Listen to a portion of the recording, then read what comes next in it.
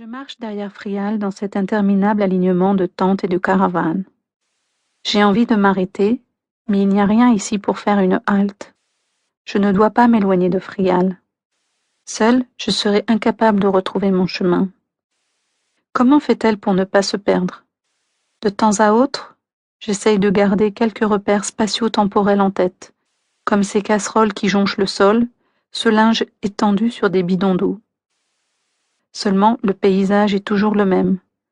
Tout évoque la même impression de désolation. Sauf les enfants. Eux, ils courent. Ils improvisent toutes sortes de jeux. C'est ainsi dans tous les pays, y compris les plus miséreux. Ils sont souvent les seuls sourires des camps de réfugiés. Nous marchons parfois des heures pour donner des soins à domicile. Les personnes fraîchement opérées ne peuvent sortir de leur tente. Dans cet enclos à barbelés, encadré par la police et par l'armée, elles attendent patiemment des jours meilleurs. Nous sommes en Jordanie, dans l'un des deux plus grands camps de réfugiés du monde. 1 million d'hommes, de femmes, d'enfants vivent là comme du bétail, depuis des mois, certains depuis le début du conflit syrien. Il y a quelques jours, j'étais encore à des lieues de cet univers. Je baignais dans le mien, loin des tourmentes qui rôdent ici jour et nuit.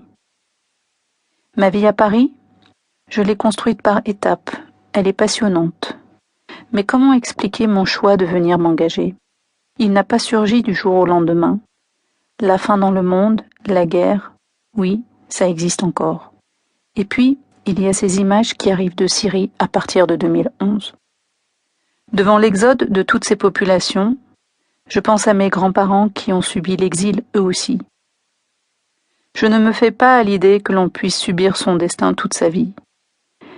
Il y a quelques jours, j'étais encore chez moi. J'ai fermé ma valise après avoir ajouté les dernières boîtes d'aiguilles d'acupuncture. Peut-être cela ne sert-il à rien, mais je veux faire partie de ceux qui s'efforcent de changer le quotidien des plus vulnérables. Le service de chirurgie tourne sans discontinuer sous les 17 tentes de l'armée marocaine. Nous travaillons dans un cocktail sonore étourdissant. Le bruit strident et terrifiant de la scie, celui de l'eau pour laver les instruments, les brouettes et les chariots qui amènent les blessés, les pleurs et les cris. Je sors régulièrement prendre l'air. J'ai dans la bouche un goût permanent de métal qui me donne la nausée. Des visions de l'enfer flottent telles des épaves au fond de ma mémoire. Elles ne me quitteront plus. Amin a 10 ans. Il vit dans ce camp, sous une tente, à quelques kilomètres encore. Il revient de très loin. Un char, dans la ville de Daraa en Syrie, ne l'a pas épargné. Son père l'a conduit en brouette, complètement inconscient, sur des dizaines de kilomètres avant de franchir la frontière syrienne pour atteindre le camp. Il lui tient la main pendant toute l'opération. Les yeux remplis de larmes, il le berce de chansons. De sa grande famille décimée, il ne lui reste que ce fils. Les chirurgiens ont arraché ce jeune garçon à la mort, mais ses jambes sont perdues à jamais. Le bruit de la scie a encore résonné sous la tente. Ce soir-là, je me suis cachée derrière une benne à ordures pour pleurer. Qu'est-ce que je suis venue chercher ici? Pourquoi suis-je témoin de ça? Frial et moi sommes enfin arrivés à destination. C'est notre dernière séance d'acupuncture aujourd'hui. Amin est assis sur son fauteuil roulant, comme une fleur au milieu d'un champ de bataille.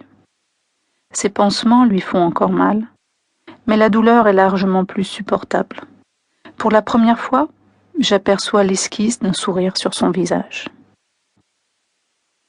La tâche des chirurgiens se termine généralement à la fermeture du dernier point de suture. Et après, comment peuvent-ils gérer la douleur, débilitante, voire handicapante à vie? La douleur neuropathique des amputés résiste parfois aux antidouleurs classiques et à la morphine. Et la plupart du temps, il n'y a pas de médicaments pour soulager ceux qui souffrent. J'entends encore les patients hurler jour et nuit, prêts à tout pour faire cesser ce calvaire. Quant aux enfants, la morphine engendre des effets secondaires qui les empêchent de se nourrir. Ils maigrissent et s'affaiblissent, ce qui éternise leur convalescence. Alors que faire ?